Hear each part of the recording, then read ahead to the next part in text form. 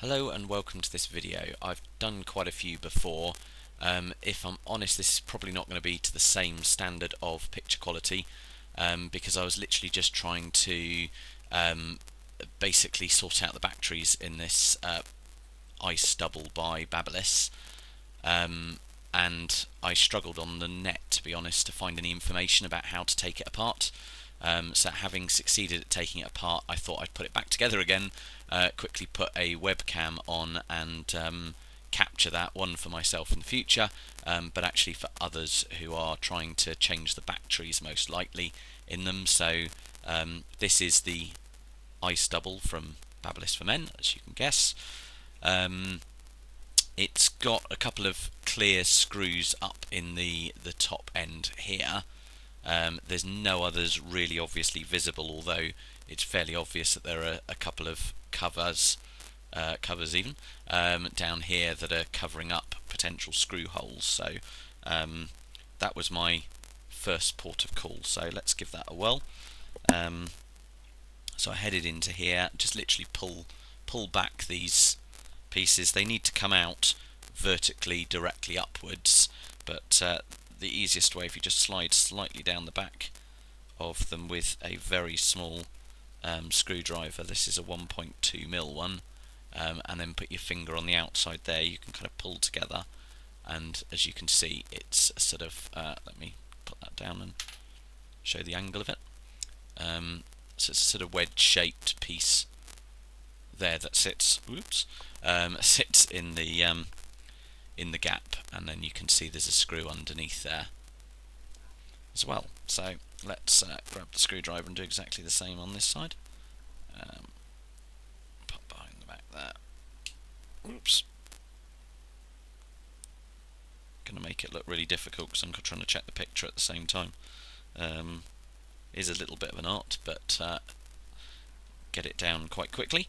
Right, so we've got 4 screws there to release, which seems obvious to release at this point. The thing I had real issues with was I assumed that this was the whole thing, and that the mechanism would then release, but it does not. Craftily, he says, trying to unscrew the whole lot. There's a couple of screws just hidden underneath this, which is a much more solid piece of plastic, but we'll get to that momentarily. I'm using a number 1 screwdriver, by the way, a crosshead number 1, for doing this. These ones at the front are really difficult to release. I don't know quite why they decided to put 4 screws at the front. Doesn't make any sense in the structure to me, but I guess you can be pretty damn sure that it's not going to come apart, so you do get a robust product from Babyliss as a result. Let's put all those screws aside. So we're now there, and it's not going to give way in any way, but I now know the reason why on this one. So again, I'm going to take my 1.2mm flathead jewellery type screwdriver here, and I'm just going to slide it directly underneath to push a ridge that I've found behind that, and lever it upwards. There you go, you heard it click hopefully. That then comes out, and again you're talking here, let me pull that side so you can see the contrast on it. You've got little blobs to drop down inside the hole. I'm not going to be able to capture it easily on this video, but you can see there's a small tongue that's going to drop down inside the square bit in the centre there. It's actually got a clip on the very front of it, which is hitting this front edge here, which is why you need to come up just to release it by pushing very slightly in an upward direction there, and that gives us the final 2 screws. At this point it becomes rather inevitable as to what's going to happen afterwards, but I'll complete it just to make it clear for anyone watching. Hopefully someone is watching, otherwise this is a bit of a weird thing to bother to do. Come on. Oops, sorry, I'll try and do that on camera. They really machine these in well, and to get the covers on afterwards you need to push it in well as well, so it can be a bit tough. No.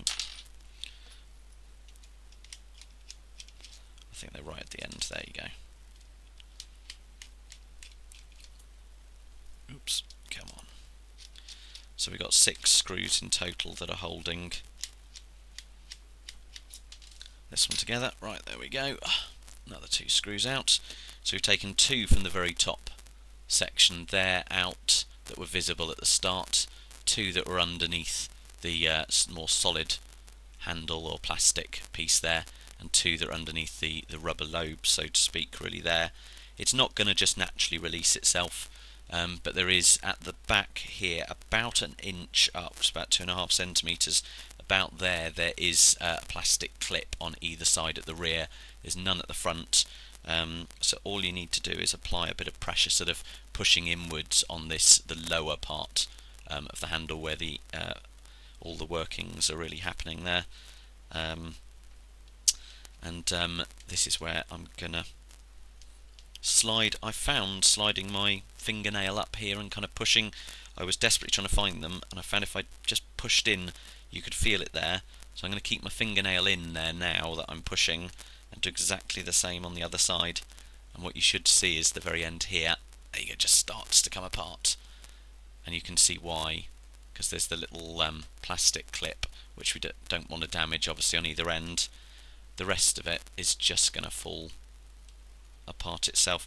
The only thing I should make you aware of, it's going to be very difficult to actually show this directly while it's going on. There are 2 batteries here, AAA batteries that are soldered in place, so that's probably what you're looking to get to. It's not going to be easy to, let's just lift that one off for now. Oh, there you go, it is going to show itself. There is a spring just mounted here above the motor. That should be pretty much vertical, sat in. You can see the little rings there that it should be sat within on this side. And on the top handle perspective, again, it sits with across this pin, which has also got a little ring mount behind it as well. So just when you're putting it back together, be really careful to make sure that that very small spring there is in place. Sorry, I don't think the webcam is perfect for picking up the quality here.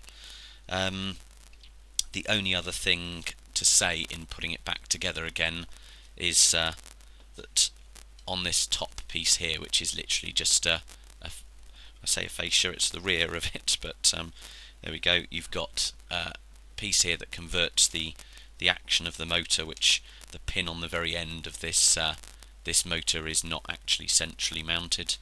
I'm not going to be able to pick that up on there. It's not centrally mounted deliberately to turn the action from circular to linear there. So you just need to make sure as that goes on that the pin ends up sliding bang down the middle of there. And as I say, you want the spring to sit on the pin and into those ringlets there.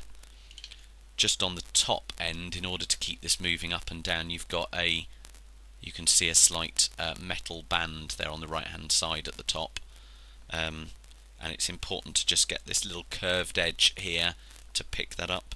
So just as we slide it up into there, you want to keep it right round there just to pick up that piece, and it's that which makes sure that this head reacts basically as you push it down. So just as you do that, I tend to find, because you need to get the spring in place, I've been putting the spring on this side, on the rear piece there. This is going to be impossible to put back together easily now, and hold this way up.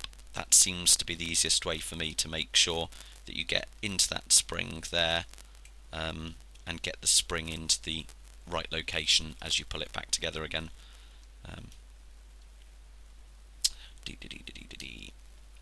I'll wiggle the white piece up here to make sure that I get the location against the motor correct.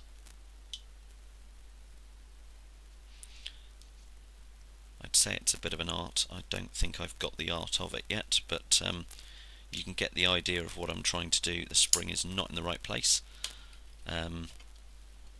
which is why I'm being challenged there for it.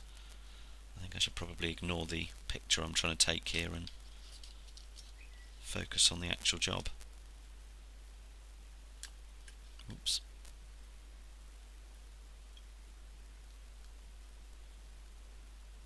There we go, align that spring up there. Oops, sorry, I'm not doing this on picture. I had to bring that up to my eyes to make sure that it went in the right location.